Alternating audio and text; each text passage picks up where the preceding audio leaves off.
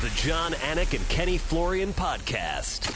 Jon Anik and Kenny Florian. I fucking love them. I can't get enough of them. Let's hear that Boston next. Big jab there from Duffy, and Frank Mir is hurt now. Down goes Duffy, out cold. Frank Mir does it again. Rock'em sock'em robots here. Oh my goodness. Hyperbole. There are a couple of absolutely self-involved bullshit artists. Here are your hosts, Jon Anik and Kenny Florian. No script today, folks. We got a fan episode for you. It's episode 306 of the Anik and Florian podcast, also known as the Kenny Florian Show. Kevin Ioli said, why don't you name it the Kenny Florian Show? You put your name ahead of Kenny's? It's Monday, June 28th. The year is 2021, and today it is all about our listeners and viewers. In a few short minutes, we will get to your tweets, as many as we can fit into this power hour today. But Ken Flo's back from New Jersey on that PFL grind. It's nice to see you, man. What's going on? Good to see you as well, man. Back again. Got a little break.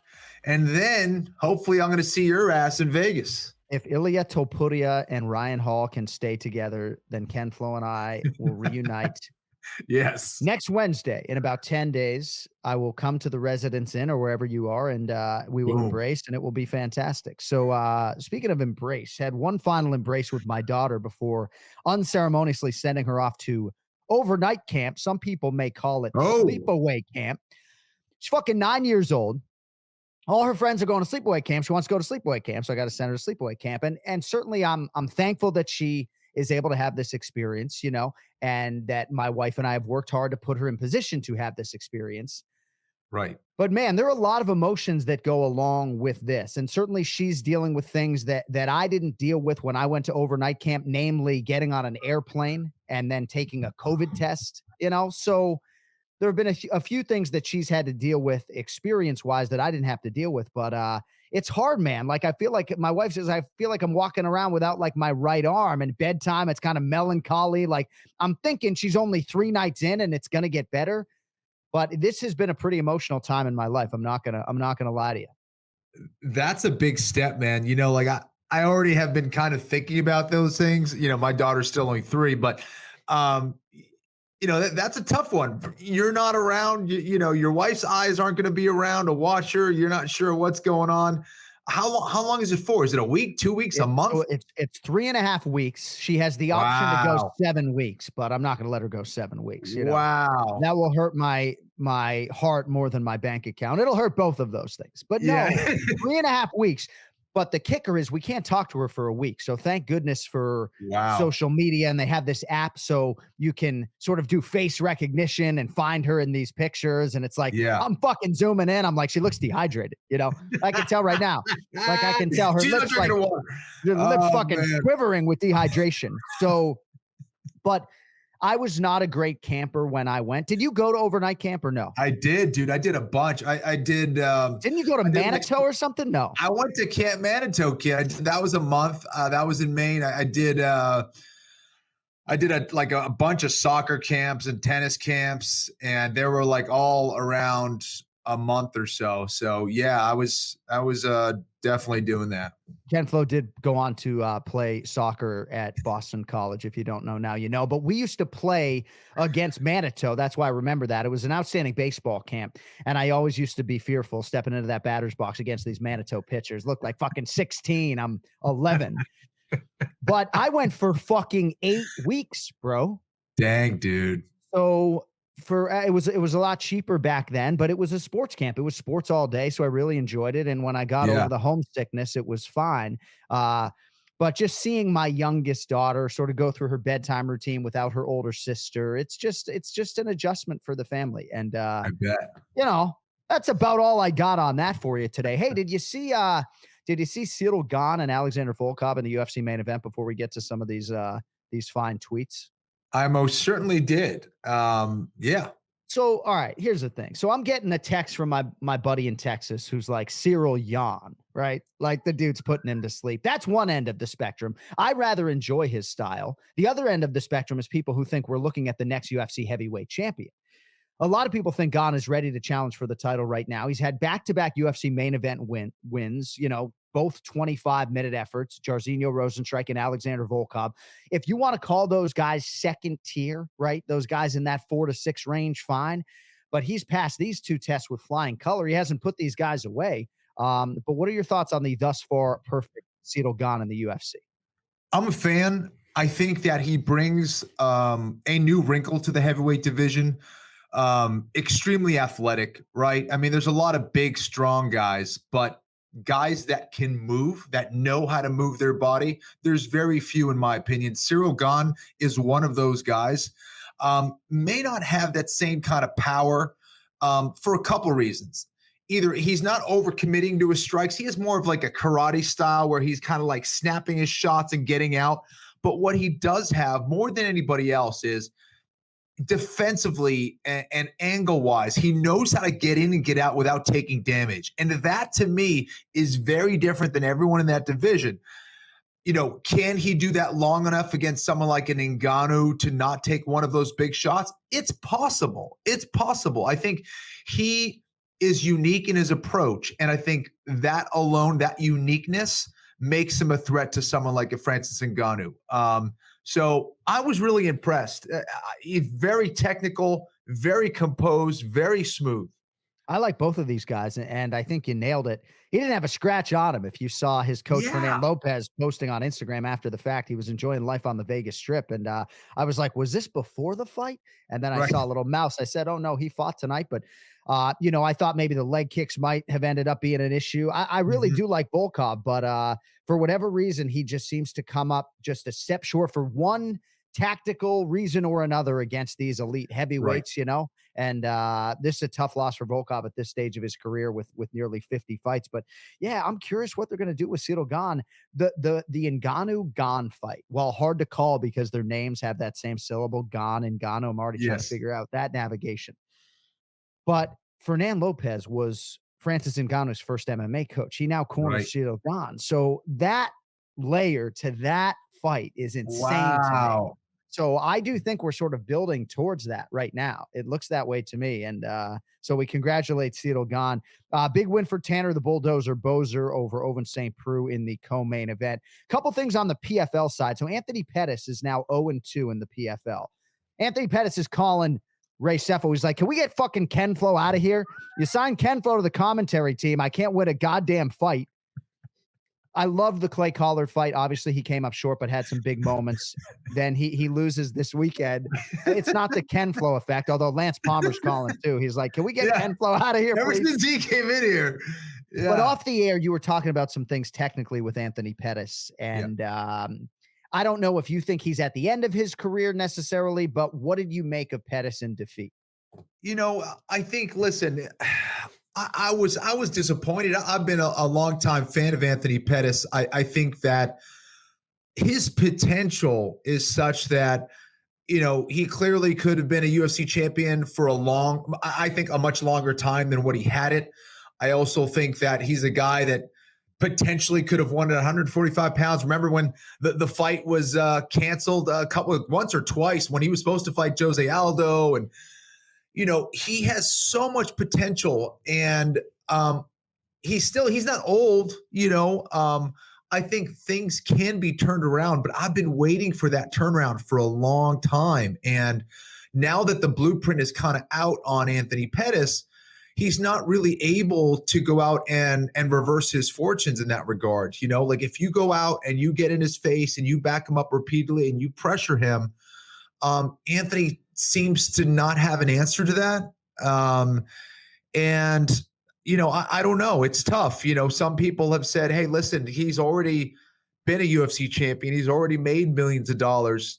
Perhaps he's satisfied with that. I don't know. He just had a kid again, so those circumstances aren't easy.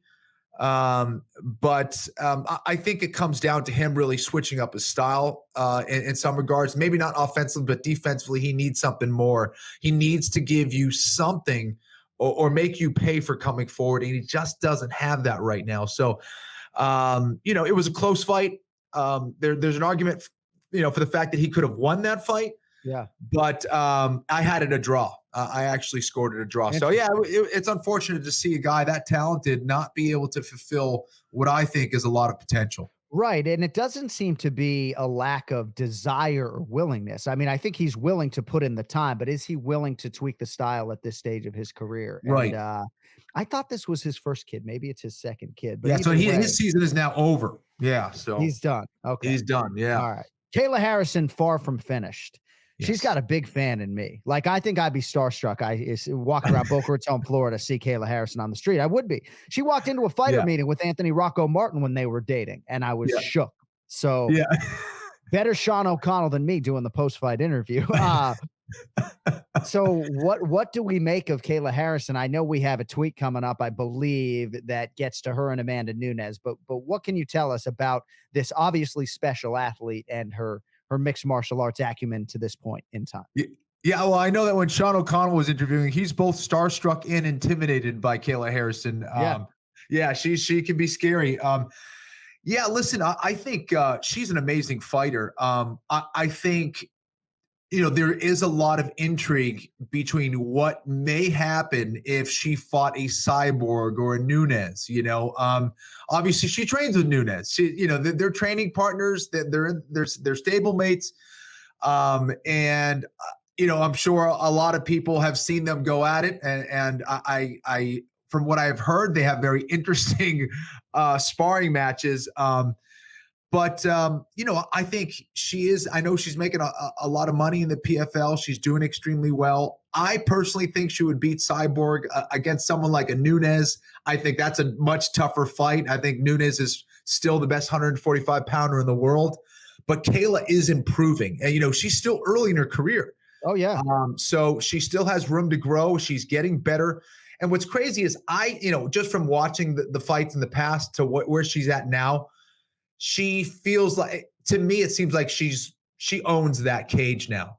She really knows she belongs. She knows how good she is. She knows how dangerous it is, and she's making short work with these girls. I mean, it's not even close. It's a good way to put it. I oftentimes find myself thinking that about John Jones, that he just owns fight night from the minute he leaves that tunnel and graces the octagon. It's his. And I do think Kayla Harrison, with Dan Lambert and everybody else at American Top Team, has been brought along progressively in the right way.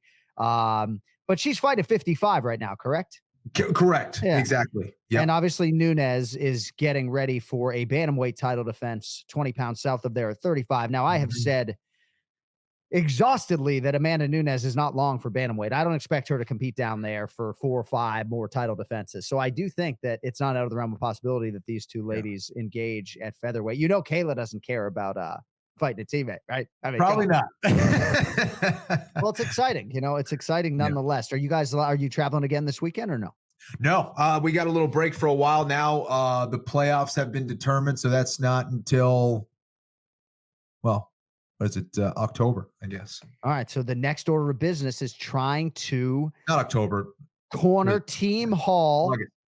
Yes. To a win as about a plus 180 underdog against Ilia Topuria, huh? It's a tough fight. It's a tough fight. You love being the fucking underdog, don't you? I do. I think it's great. Listen, I think Topuria is a great matchup, man. He's legit. He really is legit. He's 11-0 for a reason. He's been one of the hottest prospects in the world for a long time. 145-pound division is just ridiculous in the UFC. So I think this is a big time challenge, and Ryan's been training very hard, getting ready. So I'm excited. Team Hall ain't going to give you nothing. Okay. Just know that. Technically, tactically, I can't wait till we do predictions on that fight next week. And yes. I guess Ken Flo would have to abstain or just back his guy, Ryan Hall. The Ducks going Topuria just to fight. Yes. All right, let us get to some tweets. We're doing a Q&A today. Try to get to as many as we can, but thank you all for all your contributions on social media, Cody. Let's get to our first tweet. All right, how hard is it? This one from Eric Schaefer, I believe. Hopefully it's not Schaffer. How hard is it to conceal bias as a commentator when someone is fighting who you either really want to win or lose? Ken Flo, I guess I'll start, having had this experience several times over. Right. I never called a Kenny Florian fight. That would have probably been just too high anxiety for me. I don't think it's hard once the fight begins. The walk is a little bit challenging. There are definitely added emotions when your broadcast partner or dear friend is making the walk. You know, Dominic Cruz is a guy I oftentimes talk about because of the nature of our relationship and just knowing how badly he had to beat Casey Kenny. You know, that was sort of a hard walk, you know, but once the fight starts, Kenny, I think if anything, I'm maybe giving the opponent more shine than I should at times. Like once the fight starts, it's two guys fighting. That's it. Dude, that's exactly what I was going to say. You know, early in my career, I had trained with Mike Brown, and he was a buddy of mine. He came up in the Massachusetts MMA scene, and love the guy. Got a chance to see him this weekend. But anyways, he was fighting Uriah Faber in the WEC, and I was calling his fight. And people were saying that I was biased, but for Uriah Faber, because I was trying to play it so even that so it can throw you off. There's no doubt about it. But, on the desk, I think it's a lot easier to just say, hey, this is my buddy, this is my dude, or this is a guy I've trained with. So I'm, coming from perspective, but calling a fight is a whole different animal. And it's something that can be challenging. I think once the fight gets into the flow, now that I think you and I are a little more experienced, it's easier to call it, but it can be challenging. And I will say too, I got a lot of criticism for the second Stipe DC fight, and I stand by that call. I mean, DC was boxing Stipe up until he wasn't, right? And then if you notice the end of that fight, Stipe exacts his revenge, we fucking punctuated the hell out of that for Stipe. Yeah. And I actually go back further with Stipe than even Daniel in terms of a personal relationship. So oftentimes you have relationships on both sides, but there is never any bias. And I do believe, generally speaking, it's actually easier than you think it is. Once the fight actually begins, certainly the buildup can be a little bit challenging. All right, Cody, what do you have for our next offering here from the greatest listenership in podcast history? This one from Chad, 804-53707. What was the craziest comeback fight you got to commentate? I mean, I think the last time Kenny and I called fights together on the UFC side was actually Tony Ferguson with a little rally against groovy Lando Venata, which was pretty insane. But the one that comes to mind because of the meme that was repurposed thereafter for me was Beneil Dariush coming back against Drakkar Klose. Because you feel like you're calling a Drakkar Klose knockout, and then all of a sudden Beneil Dariush knocks him out, and the tide just flips on a dime. So that's the one that comes to mind for me, Ken Flo. I don't have a great memory. You got anything for us? You remember any crazy comebacks? Ones that I've commentated, nothing really that comes to mind. The answer is no, folks. Okay. Yeah, exactly. Well, listen, as far as ones that have stood out for me watching, obviously there's the Darren Elkins Mirsad Bektik fight that was just epic. There was Chet Congo coming back from the dead against Pat Barry. Yeah, those are kind of two that I remember. But thank you for injecting that Elkins Mirsad Bektik fight into the conversation. Yeah. See, my memory is not the go-to memory on this program. All right, Cody, what is our next tweet here?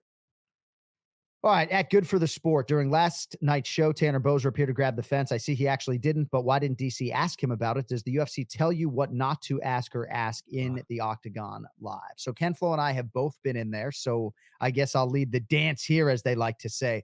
No, they don't tell us what to say inside that Octagon. No. I don't know if maybe by the time Daniel got in there in this instance, he sort of felt like it was a non-issue, because as Kenny and I can both attest, I mean, it looked like he posted his knuckles and didn't grab the fence. So maybe by that point in time, DC didn't want to sort of further drag things down. There might be times when I'm in there where they'll be like, you got to go. Like, this interpreter has taken way too long and we need you to go. I know you probably have one more question, but you need to go. And there have been times where maybe they'll give you something to ask and you either take that and use it, or you choose not to take that. And there have candidly been times where I've had to pop out the earpiece because maybe there are two voices talking at one time, or I don't want to hear what's going on. And we, generally speaking, have control of that setting and are not told what to do in terms of any imperative from the producers. Is that fair to say? Yeah. Yeah, absolutely. All right. Absolutely. All right, Cody, what else you got? All right, who_MMA. Considering Kennedy and Zechiku's continued improvement and the fact that the larger weight class fighters tend to peak later in their careers, what would you like to see out of him skill-wise over the next few years. So Ken Flo, I know you didn't see his win over Danilo Marquez, but again, he's having to rally and lean on his heart, right? Danilo Marquez was off on Kennedy's back for most of this fight until he was losing, right? I mean, had the body locked down for most of the first round, and Nzechukwu was fighting hands as best he could. I just think you're looking at still a very green developing fighter, and he's in the right weight class that allows you to produce a winning streak while still developing. But, I think he needs to be tighter defensively. I think he needs to be more urgent defensively when a guy like Danilo Marquez is on your back, because obviously that's one scenario they were trying to avoid. But he seems to be very coachable. And in these quiet arenas, listening to the General Saif Saud with all of his commands, he's realized success. But I still think he's very green and not quite ready for the top 15. Got anything for us on Nzechukwu? I know you like the frame and the body. Yeah, listen, I think that for him, it's probably a combination of both. Obviously, improving his technical skills, but also something that's not allowing him to get off to a good start, right? I think, and that can happen. It's kind of knowing when to turn on once that fight starts. And it can take guys a long time. I mean, again, you look at the Cowboy Cerrones and other guys who, OSP, who, takes a little while for them to get going. And that is something that should be rectified much earlier in your career than later. Yeah. Definitely has the cardiovascular base that has allowed him to rally in 2 straight fights, and just a good man. He's made $175,000 essentially for his family this year. Not too shabby. 28. So, and if his mom is sick, it's an incredible story. Congrats to a good man, Kennedy Nzechukwu. Got to get with our bosses, though. I don't know what was going on with the pronunciations this weekend. I mean, it's like, I know, right? I mean, come on. Times, Cody. What are we doing? We're going ridiculous. All of a sudden, we're going Zachukwu now. Give your boy a call. Guy, Zach Candido, Michael Lappy LaPlante. We're going Zachukwu all of a sudden. I remember sitting down with Kennedy at one of these fights, and we have his file, and I sat down with him, and I was like, Kennedy and Nzechukwu. He's like, oh, that sounds good. And I'm like, well, it sounds good. Is it right? Is it right? I know it sounds good. All right, Cody, what else do you have for us on the Twitter front? All right, this one from Suggs420. What's the scariest knockout you've ever seen live? Oh, this is easy. I mean, I guess it's not if you start to think of all of them, but when Francis Ngannou knocked out Alistair Overeem, I mean, it was just me and Rogan in the broadcast booth back in the days of 2-man booths. And just look at Rogan's reaction. He thought Overeem might have been the first fatality in UFC history. I mean, it was nasty. It was such a violent punch that it looked like Overeem broke his neck. Like it was just like, whoa, is he going to survive that? And it was almost that bad, like where you really were questioning whether he was going to survive that shot. It was just devastating. Another one that comes to mind for me was, this is an oldie, but it's a goodie. What do you got? Gabriel Gonzaga's knockout over Crow Cop. And it was nasty for a couple of reasons. He literally collapsed within himself. He imploded. It was like the falling building. And he fell on his ankle. So it was so nasty. And the ankle was twisted the other way. And I was just, it was hard to watch. That was scary. There have been a lot of scary ones recently. I feared for Rafael Assunção when Cody Garbrandt connected not all that long ago. And even Jairzinho Rosenstrike, I hate to pile on the Reem, who is one of my favorite guys. But, dude, when Jairzinho Rosenstrike flipped his lip wide open, that was pretty scary as well. And even, Jorge Masvidal against Ben Askren, for a moment. That was absolutely worthy of that, yeah. Stiff as a board. All right, Cody, what else you got? All right, at Johnny Drew Muff. Mr. John, I hope you're doing well. What is your favorite part about your job? The traveling, the camaraderie, the fighters? Would love to know. Keep doing your thing. I wish you and your family well. I mean, Ken Flo and Brian Stan just fucking left me. So it used to be the camaraderie. Now I eat dinner by myself. There's a lot of things about it. I mean, certainly we become exceedingly close with the crew and our coworkers because we spend 100 nights a year with these people. But I do miss having guys like Ken Flo and Brian Stan on the road. I guess my favorite part of the job is probably the relationships that you develop with your colleagues. My audio guys, right? Some of my best friends in the world. Our stage manager Niner, easy fucking target, but really good dude, right? So, I think that's probably the best part. And then obviously sitting down at the beginning of a UFC main event as you can attest, Kenny, there's just nothing quite like it, right? As a UFC fan, right? I'm going to be buying these pay-per-views for the rest of my life if I'm not calling them. So when those main events begin and I am anxious and trying to pass that along to the audience, those are real emotions. Yeah, I think that's accurate. Like I still talk to a lot of those UFC people. They always, say hello. So yeah, there's definitely a nice family atmosphere. I think, like you said, there's nothing like calling live fights. And when they matter, when they truly matter, when there's a world championship on the line, it's the best. And by the way, folks, this Ken Flo reunion tour with the PFL, right? Seeing Mike Brown and Danny Rube, right? All these guys rolling out the red card. No, it must be nice for you, though, after maybe a couple years of not being on the road, to see all of these MMA types, right? That you haven't seen these guys in a long time. I haven't seen him in a long time. And to see, Rubes, who, when we knew him, he had maybe like one guy. Yeah. Now he's got like over 40 fighters. He's killing it. He's doing that full time. It's awesome to see, man. It's awesome to see good people, become successful in the sport and to have their stable. And I'm sure he sent you a picture of us hanging out the other day. He did. And if you notice, I had my Anik and Florian podcast shirt on. You're goddamn right. I was sleeping when I got the picture, so I didn't text him back until the next day. But if you don't know Danny Rube, longtime mixed martial arts manager, and no longer working for Accenture because he's got a great client base. But that's cool. For you and Mike Brown to be able to run into each other on the road. Wish I could have been there for that conversation. Hopefully you guys were talking about me during that chat. All right, Cody, what do you have? Oh, all right. Dolan MMA. If Ken Flo was to have one final walk, who would be his ideal matchup? And if you heard my reaction, it's because if you are watching, we just got to see a picture of Ken Flo walking out. Hey, Kenny, we got a couple questions today about your fighting future. We'll get to his professional boxing debut later, I'm sure. But if there were to be a final fight, who would it be against? If you like seeing old people fight, well, man, do I got it. The one for you. I think obviously the ones that come to mind, are the losses that I feel I wasn't at my best. So, the Diego Sanchez fight, of course, I feel like I beat myself and then Diego finished me off. The fight against BJ Penn would be an interesting rematch. So, those are kind of the ones that I guess come to mind. Am I going to come back? No, I'm 45. No. I had my time. He's sick of me beating that drum and spreading false information. If you really know, fake news.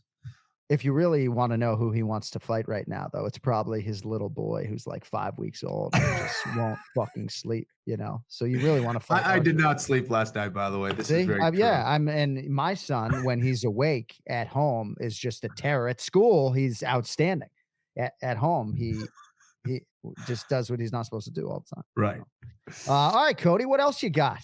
What else you got from the listeners? I was just going to say, you realize the PFL offices today are just in ruin after that comment. Like, he's not fighting. He's retiring. Right. I know. Rethinking. They thought they had me. Yeah. Went full stop, looked into the camera, was like, I'm 45, Anik. Stop. All right, Cody, what else do you have from man. All right. From Jared Kenny, is Kayla Harrison the only real threat to Amanda Nunes at 145 pounds? I mean, Ken Flo, with respect to Megan Anderson and Felicia Spencer, and there are another featherweight or two signed by the UFC right now. Cupboard's pretty bare at 145 pounds. What do you think? Yeah, listen, I think she quite candidly is the only threat to Amanda Nunes. Her grappling is clearly world class. Listen, there's no American male or female that has ever won a gold medal in judo. It's like a foreign player coming to the United States and becoming an MVP in the NBA. It's extremely rare. The Europeans and the Asians have always dominated judo. And for Kayla to do it not once, but twice is a testament to what kind of athlete she is. I think just that alone. And she has been improving her striking. I think clearly Nunes still has an advantage there on the feet, and Nunes is not an easy girl to take down either. So I think that is a multi-million-dollar fight that could potentially happen in the future. Wow. And you're bringing out my patriotism a little bit when you talk about Kayla Harrison, because I saw a question on Twitter over the weekend and it said, oh, which nation has been the most successful in mixed martial arts? It's the United States of America. Absolutely. Look it up, folks, right? Look it up, right? I know it's easy to bang on the Americans at times, right? But stars and stripes, baby, let's fucking go. I mean, heaven forbid that the Americans are allowed to show some patriotism every now and again, right? Right? Yep. I say that with all love. Yep. All right, Cody, what else you got? All right, this one from Big J2101, hashtag run up and get done up. Is Nunes versus Harrison, if it were to go down tomorrow, what would the betting line be? Oof. This question must be for you, Ken Flo. Yeah. So,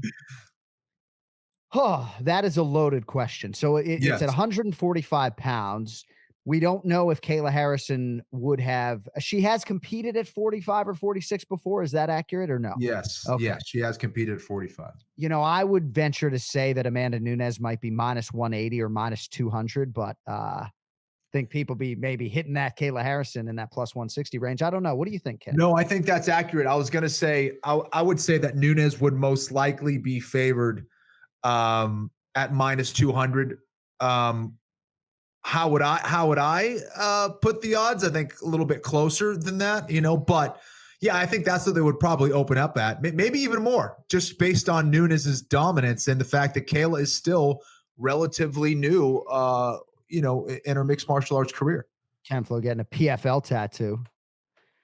Cody writes in the chat room here, minus 450. I'd imagine that's just, Cody, your guess and not any number that you saw.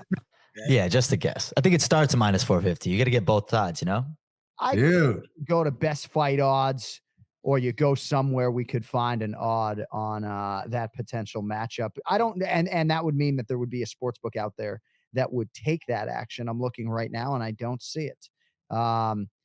Amanda Nunes minus 750 against Juliana Pena, if you care. Don't call her Pena. All right, Cody, let's get back to this here Q&A. What do you have next for us?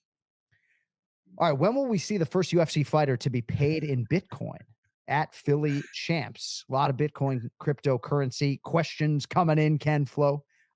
Looks like maybe Jorge Masvidal has started that trend a little bit in terms of. Yeah, that's awesome. By the way, Cody, I love the picture of Michael Saylor there in the pic. Well done, kid. Yeah, listen, I think that, our organization is going to start to do that. Maybe, who knows? Like John said, Masvidal has already been doing that with his bare knuckle event that he's got going on. I think that's awesome for the fighters to kind of at least even have the option of getting a portion of it, because that ultimately can kind of become your savings or a part of maybe your retirement plan. So I mean, you guys know I can start talking about Bitcoin all day. So I mean, that's a long-term hold that you got to have for the future. And for a lot of these fighters, they're only thinking near term. Right. Save some money. Do it in Bitcoin. Should I buy Bitcoin on the air right now? It's at 34,676. I'm gonna hold off right now. Yeah, I'm gonna hold off right now. Just gotta. They keep banging on my overnight camp payments late. I can't buy Bitcoin. Oh, that's hilarious. Cody, what do you have for us? This one from Farzin21. Is there a fighter that you enjoyed covering, interviewing that sticks out from the rest? I probably shouldn't have picked this tweet, right? I remember getting to know Platinum Mike Perry a little bit early on, and I was like, man, this guy's fun. But it runs the gamut. Obviously Bilal Muhammad resonated with me, and that's part of the impetus for the show he does with my twin brother here on this channel. I mean, it goes on and on. I mean, Kenny's my favorite fighter, but that's in octagon stuff. I didn't necessarily, he wasn't necessarily like my favorite microphone guy beforehand. After the fight stuff, my whole I finished fight stuff. Gosh, Kenny, I wouldn't even know where to begin. I mean, you did Conor McGregor's first in octagon interview, and right. I don't know. I mean, who comes to mind for you? For sure, Conor McGregor. Rhonda was always fun to talk to. She definitely had a mastery of the mic, you could say. Well, let me ask you this. As far as interviewing, who do you think are some of the guys that have been most interesting for you? I love talking to Darren Till. I think Adesanya is super thoughtful. Yeah. But then there are guys like Jeff Neal and Robert Whittaker that I'm waiting on every word, because you just don't know when that nugget is going to come. So I really have enjoyed the evolution of our fighter meetings, from phone calls to actual sit downs. I know we sort of came back a peg with COVID, but Sure. But yeah, I mean, there are just so many great personalities. And even with, like we mentioned, Kennedy and Zetchiku, right? A guy who doesn't give you a whole lot, but what he's fighting for. And then he goes out and does what he does. So I don't know. It's a special job, a lot of special athletes. And if that wasn't the answer that you're looking for, we'll do another Q&A in a month. Cody, what do you have? Yeah, crazy, great fighter meeting experiences in this last year, huh, John? Yeah, mostly great. Mostly. Yeah, and Mike Perry a little bit too much fun, but that's okay. Yeah, well, Perry sometimes comes in, gives you nothing, right? And then other times he's very forthcoming with details that you just hope are true when you bring them to broadcast. All right, Cody, who's next? Cameron Ballier, hope we're pronouncing that right. If you were not a UFC commentator, what would you be doing for a career otherwise? Ken Flo, I'll start. I want to hear what you'd be doing. Ken Flo be saving the world probably. So I would be working with special needs children. That's what I was doing before I got into sports media. I was a vocational coordinator, so I was a job coach. I had to help procure the job and then coach these autistic teenagers at the job location. And, nothing worse than when a kid gets fired or something, it was, but I just felt like I was making a difference. I taught autistic kids from preschool all the way to high school. And, I know we make a difference in some way, shape, or form as a release or an outlet for people, but I just feel like in a broad sense, I was making more of a difference doing that. So if the price was right, I would get back to it. But part of the reason I got out of it is because I didn't have a master's in special education. I didn't see a real high financial ceiling, but I'd be working with kids, special needs kids for sure. That's cool. How about you, kid? What would you be doing? Within the sport, I'd be teaching jiu-jitsu or something somewhere. But let's say if I didn't have this whole MMA thing, probably in the military, maybe doing something. Yeah. God, jiu-jitsu is so hard, man. Like, I feel like such a pussy, like I'm trying to lean into this whole, rent's due every day. Right. So instead of working out 3 or 4 days a week. Right. And I still have, instead of cheat meals, I still have cheat days, like 3 cheat days, like Tuesday, Thursday, Sunday for them. I eat whatever I goddamn well please. Right. Yeah. Yeah. But rent is due every day, trying to work out 6.5, 7 days a week instead of 3 or 4. But jiu-jitsu is just so hard and so daunting. Like, I'm starting to get the itch again. I hope Pahumpa's not listening. Because it's so hard, I'm starting to get the itch again, but I feel like I'm going to be wildly discouraged after 3 or 4 classes. I'm going to quit again. It's tough, man. It is tough. See how that's all he's got. It's like, you probably shouldn't do it. It still is. No, it's awesome. It's the best thing ever, dude. But Pahumpa says it's going to change my life. Like, it's going to effectively change my life. And I don't dispute that. Because if I'm tough enough to actually get a stripe on my white belt, maybe it'll change my life. But as yet, I haven't been tough enough, I guess. You can do that. You could do that. There's no question. I don't know. I think literally I'm going to tear the labrum in my hip, class 2, and then I'm going to be like, see, man, I'll be like 185 pounds on television. All right. We got about 8 tweets or so left here in the Power Hour. Cody, what do you have? Well, so going back on that last one, John, that's the thing is Pahumpa's texting you the morning after you just golf and you can barely get out of bed after hitting 18 holes or after Jay's giving it to you on the court, Hey, easy. I'll fucking own that dude on the court. All right. What's your next tweet? What do you got? All right. Occidentan. John, you often step outside the moment and drop phrases like one more sleep or in 25 minutes we'll have a new champion. Do you have a list of these planned in advance? I don't plan anything I say on the air. There are certain things that we script, like a locker room bump to break, because you're trying to maximize those 30 seconds. So you want to make sure there are details there. And then the pay-per-view open. But I mean, Ken Flo is probably sick of me saying this, but we try to be as organic with every fight ending call as possible. I want those moments to have their own historical context. And certainly there are things in terms of my phraseology that I'll go back to and say, turns the mixed martial arts world on its axis tonight. And I'm like, you already used that one, motherfucker. Why'd you say it again? But, I try to be unique about it. But even like for a walkout, Kenny, right? Like, you don't plan what you're going to say, right? I mean, like, so I'll start the walk and then I'll toss it to you. But for the most part, I don't know when Adesanya makes that walk, what the first thing out of my mouth is going to be. Right. No, I mean, do you have it planned what you're going to say when the baton comes your way? I don't. I find that even if I'm thinking about it in my head, like this is what I'm going to say, and I'm going to organize it like this, I feel like I'll usually trip up on my words. That's when I usually fuck up. Whereas opposed to just kind of letting it come off the dome, usually it's going to sound a lot better and be a lot better. So, yeah, I agree with you. I mean, there are some times where I'll think of a buzzword and it may or may not find its way into the call. I mean, certainly when Stipe was fighting Daniel the second time, we're talking a lot about revenge, and that word ended up being in the call. And I remember thinking about Demetrius Johnson, the word immortality kept coming to mind. But if I start trying to think about those things and try to deliver them, could get ugly. Yeah. And there are plenty of examples of me screwing stuff up. Just got to look. All right, Cody. It could all be over just like that. Next up. Yeah. One utterance over 8 hours. It all goes away. Kid Magic _ Hi, Liam. I'd love to know if you drink Modelo at home, John, and whether you announce to your wife before opening that it's the official beer of the UFC. I also let her know it is brewed for those with a fighting spirit, to which she replies, then put it down because you don't have a fighting spirit. You should be drinking. She's like, give that to me. You can have a Truly. Right. Oh, that's hilarious. It is so funny how many tweets I Chrissy. get about P3 and Modelo. Chrissy hasn't listened to Clark's got to be the more supportive wife when it comes to the podcast. Not that she's ingesting every episode. I don't think Chrissy has listened to more than 60 seconds of this show.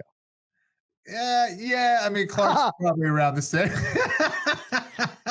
They're huge fans of pronunciation of the week, from what I hear. Now. She has other things going on. There are some wives who are all about this stuff. Our wives just aren't necessarily. They are sick of this at this point in time. Yep. At least my wife, she's like, we did MMA live. I watched that show on ESPN2 with you and Kenny, but I'm not watching these fights. Yeah, she'll watch the TV stuff. But did I answer the fucking question? I mean, did I answer the question? Yes, John. I think you did. All right. Let's get to a couple more here. Well, speaking of MMA live. Oh, there she is. Have you asked Molly Karam to come on the show yet? This one from Joe Daddy 85 #MMA live. If you don't know, Molly Karam, now First Take host, was one of our co-hosts on MMA Live back in the day when we were trying to get that little engine to television. She likes Ken Flo better. So if Molly Karam's coming on the show, would she take our call today? She's a big deal now. Not mine. That's why I said you have to be the conduit. I don't know if she. No, she does not follow me on Instagram. Yeah. She don't follow me on Instagram. She probably has like 5 different phones by now. You know, she's changed her phone. Maybe you can slide up into her DMs. But if you want Molly Karam on the Anik and Florian podcast, Ken Flo's got to be the guy that gets it done. All right, who do we have? Who do we have next, Cody? All right, this one from Pat Belanto. Have you ever injured yourself or someone else in the process of reacting to a knockout? So I have nearly lost consciousness, right? Not using my diaphragm properly. It was an Edson Barboza knockout against, I think maybe Beneil Dariush, maybe in Fortaleza. Wow. Super hot, right? Yeah. And this has happened in a few instances where I feel a little bit shortness of breath and like lightheaded, right? Because I'm not breathing properly. And right. I think it's a combination dehydration in a hot climate. So I know the question was probably meant in jest, but that's the closest I've come to injury. You should ask Buffer because he's ready for anything in there. I remember your first event in Fortaleza was with me. I remember. Yes. Right. Was that back? Of course. And it was hot as hell. We were soaking through our shirts and suits and no AC, obviously, in the arena. It was crazy. Right. Anyways. Yeah. Right on the equator. I think Kenny said to me, dude, we're like right on the equator. And I got this pang of anxiety because like I never knew what the equator was in like science in middle school. And then I looked it up. And you're right. It is very close to the equator, which I think separates the hemispheres, if I'm not mistaken. It's like the very center of the earth where it's hottest, right? Yep. This is the analysis that you get on the Anik and Florian podcast, episode 306. All right, Cody, let's do 3 more tweets. Well, this man lives across the prime meridian, if you can figure out what that is, John. The real Gonzi. How many sleeps until Christmas? I meant to fucking look this up. I have no idea. A lot of sleeps. I mean, it's only like 14 sleeps or 12 until Connor and Dustin. How many sleeps till Christmas, Ken Flo? Jeez. A lot of sleeps. Heck of a lot. Yeah. And for Ken Flo, we don't 120 sleeps. I don't know. That's what I'm going with. 4 weeks until then. What series say? 5 months and 4 weeks until then. Right. So you figure Ken Flo sleep like half of those nights because his son's a little dickhead right now. Yeah, exactly. It depends on who's sleeping. I'm not sleeping. I'm like sleeping, a little less than everybody. So it's 100. It's 179 sleeps actually, according to the internet. I'll ask you guys though, what fight matchup would you want under your Christmas tree? I want Khamzat Chimaev and Colby Covington. That answer has gone unchanged. Oh, dang. I want to see Chimaev against one of these elites, right? There seem to be some rumblings about some fights here and there. Does he have a fight right now? I don't think he does. I just want to see him against somebody elite at 70 or 85. I have said repeatedly on these airwaves that I don't see him as a long-term welterweight. I just don't see him being able to sustain and make that weight consistently. So who knows? But that's my dream fight. Kenny, what's your dream matchup under the Christmas tree? Kayla Harrison and Amanda Nunes, or what? Let's see. I mean, that would be pretty cool. Let's see. I still want to see Khabib Nurmagomedov and George St. Pierre, man. That's the one. I know George is older.